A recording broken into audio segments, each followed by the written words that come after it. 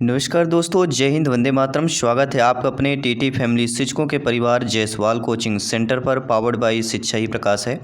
दोस्तों, आज की क्लास में हम बात करेंगे एमपी टेट वर्ग 3 संस्कृत पेडागोजी क्लास रहेगी और यह पेडागोजी क्लास नंबर 3 रहेगी, जिसमें हम 15 बेहतरीन लाजवाब 15 क्वेश्चंस करेंगे। साथ ही साथ विथ एक वन मॉक क्वेश्चन भी रहेगा। इन सभी क्वेश्चनों के आंसर आपको कमेंट करके बताना, फीडबैक करके बताना है। सिलेबस के अकॉर्डिंग, एनसीईआरटी पैटर्न के अकॉर्डिंग, नए एग्जाम पैटर्न के अकॉर्डिंग क्लास चल रही है और इस बार 101% एमपी टेट वर्ग 3 एग्जाम को फतेह करना है, तो सारी क्लासेज इंपॉर्टेंट है। और सभी लोग जानते हैं कि फर्स्ट जो हिंदी सेलेक्ट करते हैं, सेकंड लैंग्वेज वो ज़्यादातर इंग्लिश सेलेक्ट करते हैं, जो इंग्लिश में थोड़ा वीकनेस समझते हैं अपने आप को। तो संस्कृत बहुत ही हेल्पफुल होती है, जो कि हिंदी से ग्रामर पोर्शन, पेडागोजी सब कुछ मिलता है, केवल लैंग्वेज और भाषा का अंतर होता है। इसके पहले 2 ऑलरेडी क्लासेज हो चुकी हैं, जिसका आई बटन पे प्लेलिस्ट बना दिया गया है। सभी लेक्चर आपको फ्री ऑफ कॉस्ट यूट्यूब पे मिल जाएंगे, साथ ही साथ फेसबुक, इंस्टाग्राम पेज पर भी आपको मिल जाएंगे। चलिए शुरुआत करते हैं। पहला प्रश्न आप लोगों की स्क्रीन पर ऑलरेडी आ चुका है। अब प्रश्न पूछा जा रहा है कि संस्कृत भाषा शिक्षणाम विकासे भवति। संस्कृत भाषा शिक्षण का विकास जो है होता है कौशल पे, या नाटकीय है, पठनीय है, या दर्शनीय है। सभी प्यारे मित्र बताइएगा। जी हाँ दोस्तों, सभी का कमेंट फीडबैक यहाँ पे सरोपरी है, शर्मान है और जायसवाल सर सभी का अभिनंदन और स्वागत कर रहे हैं। तो संस्कृत भाषा शिक्षण विकास होता है, किससे होता है? कौशलों से।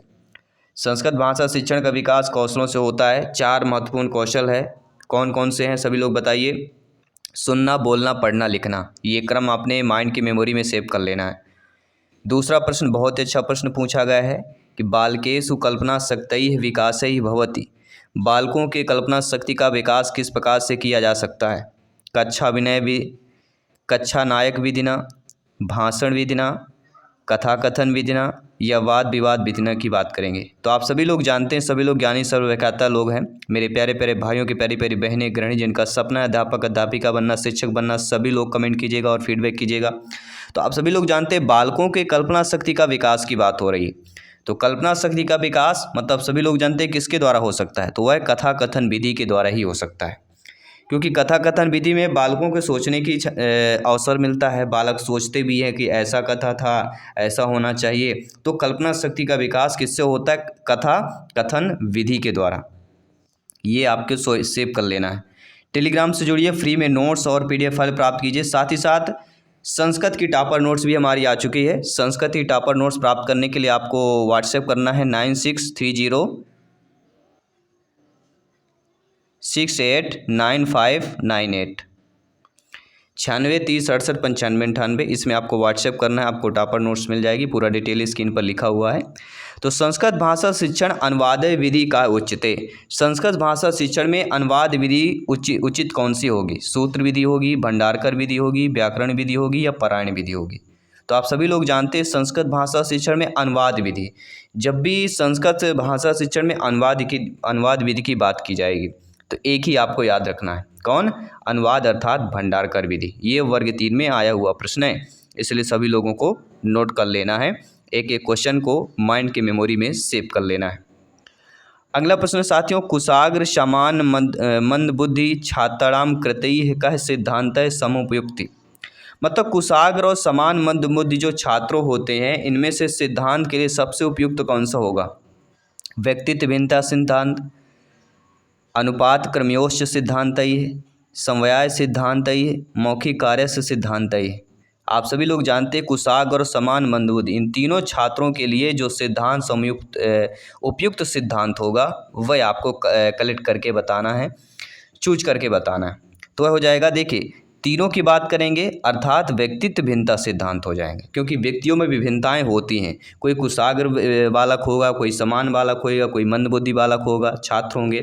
तो इन तीनों प्रकार के छात्रों का सिद्धांत के लिए सबसे है व्यक्तित्व भिन्नता सिद्धांत बोला जाएगा, सबसे उपयुक्त होगा। First option is the right answer. I hope सभी लोग समझ रहे हैं अच्छे तरीके से। आइए बात करेंगे आपके अगले प्रश्न की। अगला प्रश्न दिया गया कि संस्कृत भाषा शिक्षणे प्रथमम मौखिक कार्यम ततैः लिखित कार्यम च भवेत् इत्यत्र संस्कृत भाषा शिक्षण सिद्धांतैः का। आप सभी लोग जानते हैं संस्कृत भाषा शिक्षण के प्रथम मौखिक कार्य, पहला कार्य होता है मौखिक, इसके बाद होता है लिखित। तो इत्यत्र संस्कृत भाषा शिक्षण सिद्धांत है के ये सब जो है पहला प्रथम मौखिक और दूसरा लिखित कार्य, इसमें जो संस्कृत भाषा का कौन सा सिद्धांत होगा? क्या वह रुचि सिद्धांत होगा, बहुमुखी सिद्धांत होगा, या अनुपातस्य क्रमस्य च सिद्धांत ही, या सक्रियता सिद्धांत है की बात करेंगे। तो आप सभी लोग जानते हैं संस्कृत भाषा शिक्षण में प्रथम मौखिक कार्य होता है, इसके बाद लिखित कार्य होता है। तो इसमें जो संस्कृत भाषा सिद्धांत हमारी हो जाएगी वो क्या होगी? आप लोग भी कमेंट करके बता सकते हैं। आराम से वीडियो पॉज कीजिए, क्वेश्चन को रिपीट कीजिए, ऑप्शन को पढ़िए, फीडबैक कीजिए, क्योंकि यही मौका है आपको बेस्ट प्रिपरेशन के लिए, अपने एबिलिटी को चेक करने के लिए। तो यहाँ पे सभी लोगों का आंसर आ चुका है और हमारा आंसर सभी लोग जान लीजिए, समझ लीजिए। ये हो जाएगा दोस्तों अनुपातस्य क्रमस्य च सिद्धांत है। अनुपात का क्रम क्रमस्य हो गया ना कि प्रथमे मौखिक कार्यम ततः लिखित कार्यम, मानी पहला मौखिक कार्य होता है, इसके बाद ही लिखित कार्य होता है। तो ये क्या हो गया? क्रमस्य की बात हो गई, यानी अनुपातस्य क्रमस्य च सिद्धांत है। अनुपात के क्रम का सिद्धांत हो जाएगा। थर्ड वाला ऑप्शन यहाँ पे सही हो जाएगा। इसके बाद अगला प्रश्न है कि पूर्व ज्ञानात् परम नवीनम ज्ञान प्रदेयत इत्यत्र शिक्षण सिद्धांत है किम सूत्रम। पूर्व ज्ञान पर नवीन ज्ञान प्रदान करना, ये शिक्षण सिद्धांत किस सूत्र का कार्य हो रहा है? सूक्ष्मात् स्थूलम प्रति, सूक्ष्म के स्थूल के प्रति, संश्लेषण विश्लेषण प्रति, संश्लेषण से विश्लेषण के प्रति, ज्ञाताद ज्ञातम प्रति, ज्ञात से अज्ञात के प्रति, कठिन सरलम प्रति, कठिन से सरल के प्रति। तो ये पूर्व ज्ञानात पे नवीन ज्ञान जो दिया जाता है, ये जिस शिक्षण सिद्धांत का सूत्र कहलाता है, वह आपका शिक्षण सिद्धांत आपको कमेंट करके बताना है। तो आप सभी लोग जानते हैं कौन सा हो जाएगा? यह ज्ञाताद ज्ञातम प्रवृत्ति। क्या हो जाएगा? ज्ञाताद ज्ञातम प्रवृत्ति। तो आई होप सभी लोग समझ गए होंगे। आइए बात करेंगे अगले प्रश्न की। बहुत अच्छा प्रश्न है और ये प्रश्न आया हुआ प्रश्न है एमपी टेट में कि गुरु मुखम इति साधनम विद्यते। गुरु मुखम में कौन सा साधन होगा? भाषा कौशल, श्रवण कौशलस्य, लेखन कौशलस्य, या पठन कौशलस्य। तो आप सभी लोग जानते हैं, सभी लोग ज्ञानी सर्वव्याख्याता लोग हैं। जयसवाल सर आप सभी का अभिनंदन और स्वागत करते हैं आप सभी को। तो गुरु मुखम इति साधनम विद्ये, गुरु मुखम का साधन यहाँ पे कौन सा कहलाएगा? वह कहलाता है गुरु मुखम। अब गुरु के मुख से अब जो बोला जाएगा वह क्या होगा? सभी लोग बताइए। गुरु के मुख से जो बोला जाएगा वो छात्र क्या करेंगे? छात्र सुनेंगे, अर्थात श्रवण कौशल की बात हो रही। तो बी ऑप्शन यहाँ पे सही हो जाएगा। ठीक है, नो डाउट सभी लोग समझ गए होंगे। आइए बात करेंगे अगले प्रश्न की। अगला प्रश्न दिया गया कि संस्कृताध्यापनस्य श्रव्य साधनम विद्यते। संस्कृत अध्यापन में श्रव्य साधन कौन सा होगा? प्रतिकृत ही, दूरदर्शनम, श्यामपट्ट है, या ध्वन अभिलेख ही की बात करेंगे। तो संस्कृत अध्यापन में श्रव्य दृश्य साधन, मतलब श्रव्य यानी सुनाई भी दे, दृश्य मतलब दिखाई भी दे, यानी सुनना और दिखाई देने में कौन सा साधन होगा? वही आपको कमेंट करके बताना है। अगर हिंदी में होता सभी लोग समझ जाते, यही चीज़ें संस्कृत में दी गई। तो श्रव्य दृश्य इतना तो सभी लोग जानते समझते हैं। ठीक है, तो संस्कृत अध्यापन में श्रव्य दृश्य साधन इनमें से कौन सा होगा? ये आपको कमेंट करके बताना, फीडबैक के बताना है। तो दृश्य सब मतलब दूरदर्शन की बात हो गई, जिसमें आपका दिखाई भी दे और सुनाई भी दे, तो दृश्य सब साधन हो जाएगा। आइए बात करेंगे अगले प्रश्न की। अगला प्रश्न है संस्कृत भाषा शिक्षण समये नगरस्य भौगोलिकी स्थितुम गंतुम कस्य अधिगम साधनस्य प्रयोग ही कर्तुम शक्यते। संस्कृत भाषा शिक्षण के समय नगर भौगोलिकी स्थित वंतु, मतलब नगर भौगोलिक का भ्रमण करें या नगर भौगोलिक का स्थित अगर है तो उसमें कौन सा अधिगम साधन का प्रयोग कर सकते हैं? तो नगर का भौगोलिक दिया गया है, तो भौगोलिक में क्या हो सकता है? मानचित्र, पत्रकस, रेखाचित्र या श्यामपट्ट क्या हो सकता है? तो यहाँ पे भौगोलिकी दिया गया है, नगरस्य भौगोलिकी। यहीं पे हमारा आंसर क्लियर हो गया। ठीक है, नगरस्य भौगोलिकी का मतलब सभी लोग समझ गए होंगे, क्या होगा सभी लोग बताइए। नगरस्य भौगोलिकी मतलब मानचित्र। तो भौगोलिक हम किसके द्वारा देख सकते हैं? मानचित्र के द्वारा ही देख सकते हैं, समझ सकते हैं। आइए बात करेंगे अगले प्रश्न की। अगला प्रश्न है पाठ्य पुस्तकस्य स्थानम शिक्षण महत्वपूर्णम विद्यते। पाठ्य पुस्तक में स्थान में शिक्षण का महत्वपूर्ण स्थान कौन सा होगा? बालकानां ज्ञानस्य सीमाएँ विस्तराय, व्यवहारिक ज्ञानस्य संपादनाय, छात्रेषु स्वाध्यायं प्रति रुचि उत्पादनाय, उपयुक्तानां सर्वेषां उद्देशानां संपादनाय।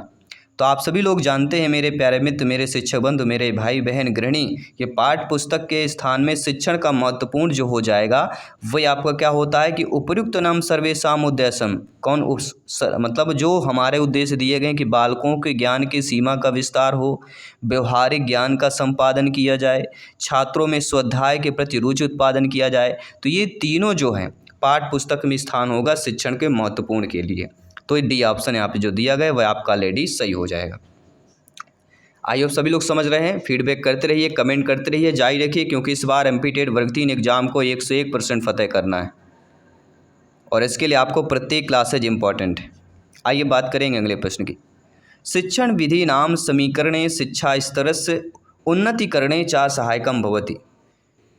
शिक्षण विधि में जो समीकरण का शिक्षा का स्तर होता है उसमें उन्नतीकरण सहायक होता है। पाठ्य पुस्तक, गृह कार्यम, मूल्यांकनम या अध्यापनम किस प्रकार से सहायक होता है? तो शिक्षण विधि के समीकरण में शिक्षा स्तर में उन्नतीकरण जो सहायक होता है वह किस रूप में होता है, किस प्रकार में होता है? तो वह हो जाएगा मूल्यांकन। शिक्षण विधियों में समीकरण शिक्षा स्तर उन्नतीकरणे च सहायकम भवति हो जाएगा मूल्यांकनम। आई होप सभी लोग समझ गए होंगे। आइए बात करेंगे अगले प्रश्न की। अगला प्रश्न है छात्राणाम गृह कार्यस्य मूल्यांकनम भवितुम शक्नोति।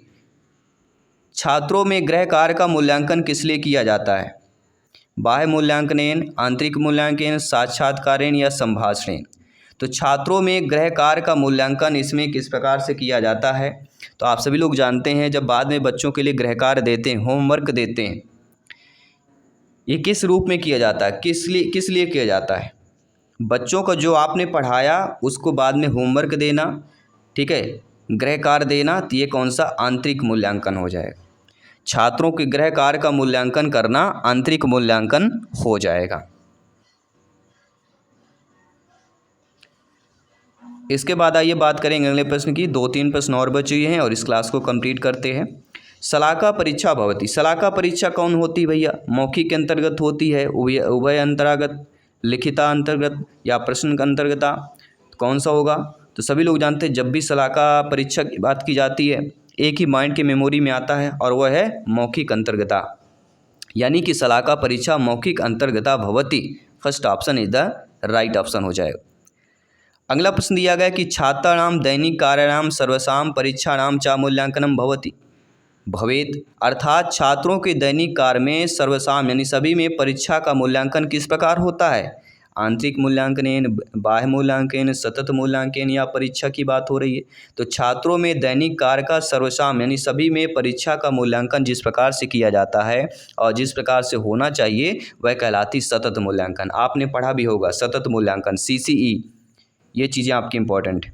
आइए बात करेंगे अगले प्रश्न की।